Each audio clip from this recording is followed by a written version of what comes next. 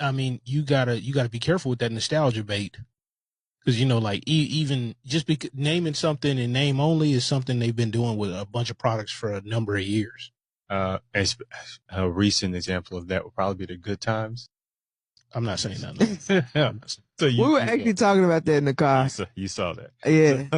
Like, I saw the trailer and the preview.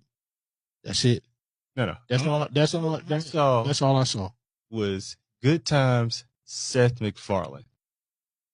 And I was like, oh no, this all sound good. But seeing the fact that it is Seth MacFarlane, you already knew what type of show it was going to be. You already knew. But when it had Good Times on it.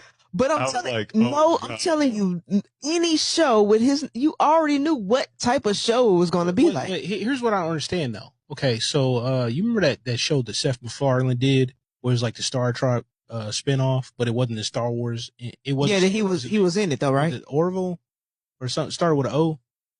Yes. Why don't you do something like that where you basically like loosely base it on this universe that existed? That way you don't mess with that stuff.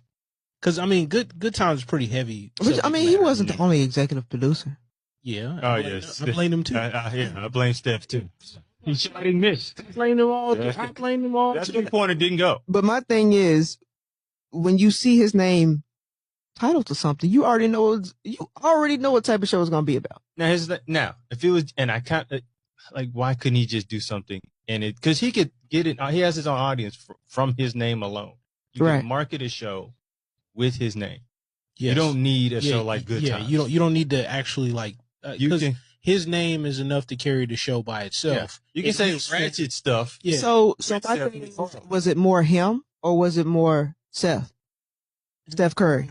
He honestly, he probably was like brought along later on into it. I believe because he's just executive producer on it. Yeah, and that I mean, you can just be the person. And so when you think about that, you think about executive producers are the people who fund it, right? Yeah.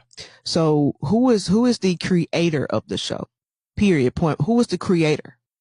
I can't remember the original creator. No, I'm not talking about Good Times. I'm talking about the show now. No, but I'm saying like one of the original executive producers on the original show is one of the executive producers on this show.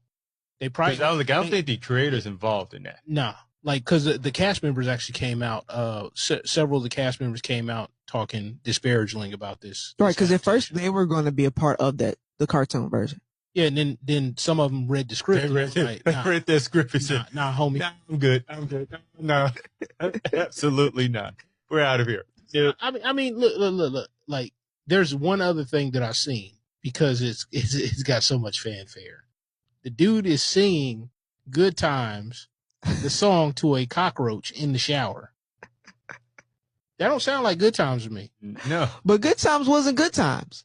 It wasn't, but they wasn't singing Melanie's to cockroaches. That damn sure don't sound like no Good Times. That don't sound like Good Times right now. They're struggling, and then they're singing a ballad to a cockroach. Like I can't. All I'm gonna say is, like I said before, you should have known what that show was gonna be about. Now, and I've heard a few people who liked it, and people who like it, they are Seth MacFarlane fans. Right. Okay. The people who like it, they our color. Are they our color? You really think I'm asking a white person about this show?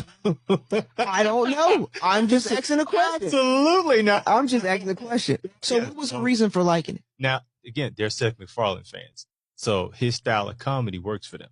Okay. And some of them are younger, so they never watched the Good Times. The original Good Times. But like one. But again, that's a Seth MacFarlane fan. So are they in their 20s? Or 30s? One person was in their 30s. There were other people I talked to. See, that's unfair. You gotta get the people in their 30s to ask them. The people who have watched it. Ask some boomers. Ask some boomers. Gonna watch